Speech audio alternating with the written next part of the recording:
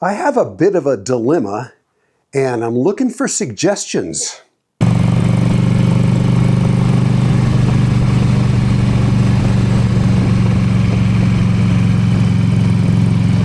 Some of you viewers of mine, or quite a few of you actually, are into motorcycles. And you know, Linda and I love riding motorcycles, from our dirt bike to this 2003 Harley Road King that we've made quite a few long distance trips on. We just love it. But something has come up. Right now the bike's up on the rack here, just doing some winter maintenance on it. It's got about 21,000 miles on it, and there's nothing wrong with this bike. It's a 2003 Road King. We've already done the cam chain tensioner upgrade along with the high flow oil pump and the cam bearings, all that. It's basically a bulletproof bike now. But being a 2003, it's got the twin cam 88 in it, and it's lacking a little horsepower. With Linda and I on it and all our gear on board, I have a hard time maintaining 80 miles an hour on the freeways, which is the speed limit out here in the West, so, you know, on so many highways. Just a hard time doing that, and I'm thinking about more horsepower. Because the thing we like to do is long distance road trips. That's what it's all about. I don't ride the bike around town very much. Just like to hit the highway. We like to load up all of our camping gear, tent, sleeping bags, small cook kit, and just hit the road. Live off of convenience store fried food for a couple of weeks and just have a good time, and we just really enjoy that.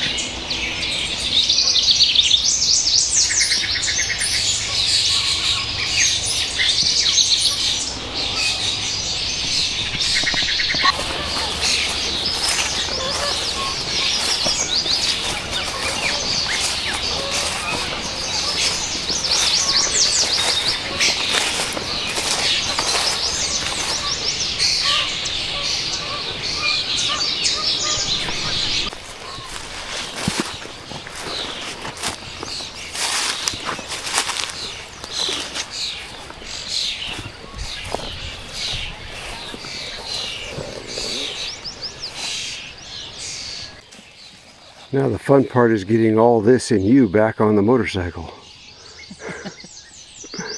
We need to get some coffee. On our way to get the all-American gas station coffee.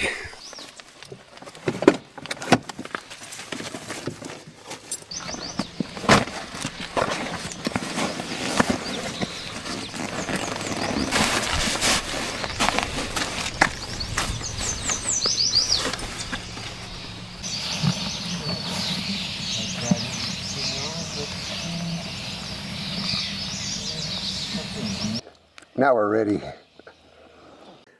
But it's got me thinking just lately that maybe more horsepower is what we need. So I've been looking at 2014 models with the 103 engine. Here's a 2014 high output Street Glide, and also a 2014 Road King. Then there's a 2016 Road King that we're going to go look at right now. Let's go take a look. And then you tell me what you think, if we're doing the wrong thing or not. Well, this is dilemma number one coming up. I'm going in to look at a 2016 Road King. It's got almost 30,000 miles on it. I think they're asking 11 for it. Take a look. So this one's a 2016, got about 28,000 miles on it. And it's all blacked out. It's had some rough use though. No chrome, all black. Confusing much? Yeah, even more confused now, because we went in to look at one motorcycle, but that's not the one we like. I know. Or at least that I like. I know. So... nothing that money can't solve. Now we gotta go home and think about it. Exactly. All this talk about horsepower, but who doesn't want more horsepower?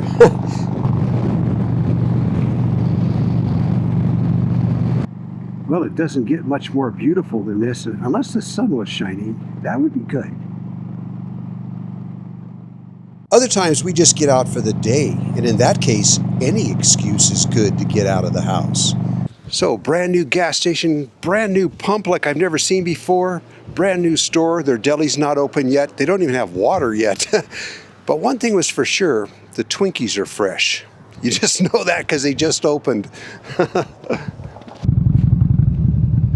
Of course, there's always the possibility of finding a really good piece of homemade pie. We ride for pie! It's not like we need an excuse to go for a motorcycle ride, but it just makes it more fun.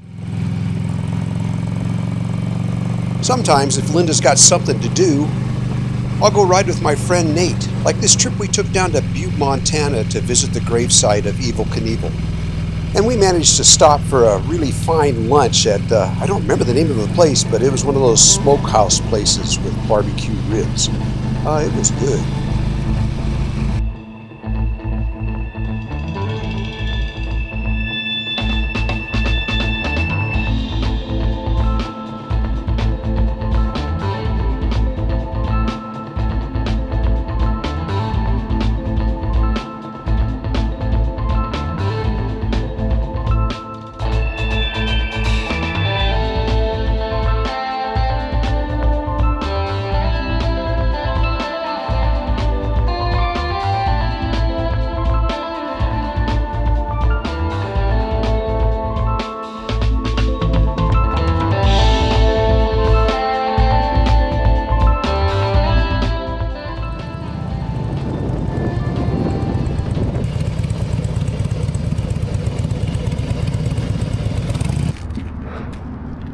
Robert Craig Knievel, known to the world as Evel Knievel.